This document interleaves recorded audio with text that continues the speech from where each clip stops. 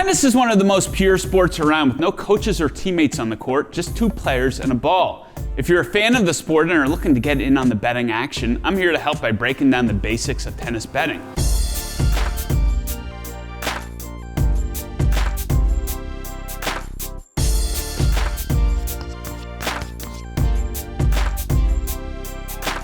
The most common types of bets you can place on tennis are futures, money line, set and game spreads, over/under on total games played, and props.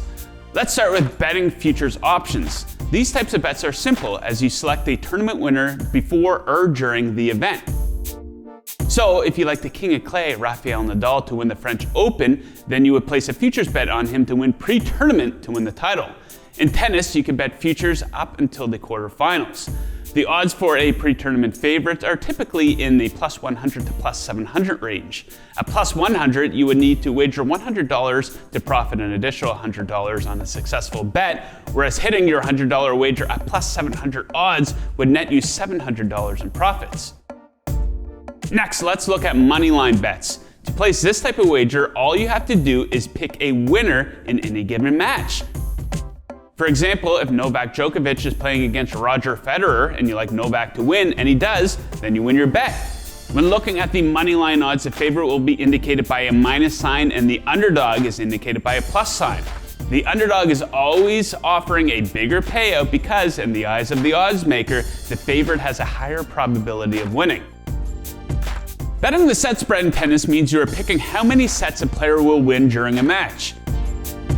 In a best of three match, the set spread would be Djokovic minus 1.5 against Federer at plus 1.5. If you think Djokovic will win in two straight sets, then you would take Djokovic minus 1.5. But if you think Federer will win at least one set, then you would take him at plus 1.5. In a best of five match, the set spread could be Djokovic minus 2.5 against Federer at plus 2.5. If you take Djokovic at minus 2.5, he must win 3-0 for you to win your bet. A wager on Federer at plus 2.5 would hit as long as he wins at least one set throughout the match. Game spreads are similar, as you are choosing how many games a player will win by. Djokovic minus 9 in a best of 5 match means Djokovic would need to win by at least 9 total games over the course of the entire match.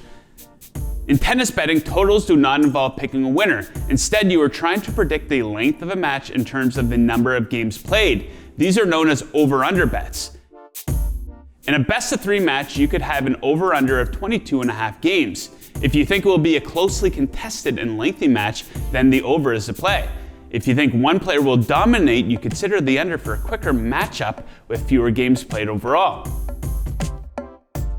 Many sportsbooks offer props for tennis, such as who will win the first set or the total number of aces from either an individual player or during the entire match.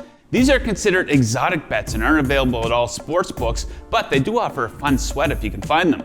Typically, you may see these being offered during Grand Slam events like Wimbledon or the Australian Open. So these are the basics of tennis betting, but you can also do live in-game wagering. In live tennis betting, the odds change throughout the match based on the score and the performance of each player. If a big favorite is losing a match and you think they can come back to win, you should be able to find better odds than they had entering the match.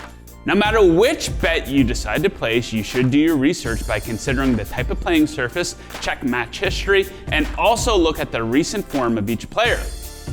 For more info on tennis betting, including odds for all the big tournaments and a listing of all the best sportsbooks for tennis betting, head over to oddshark.com.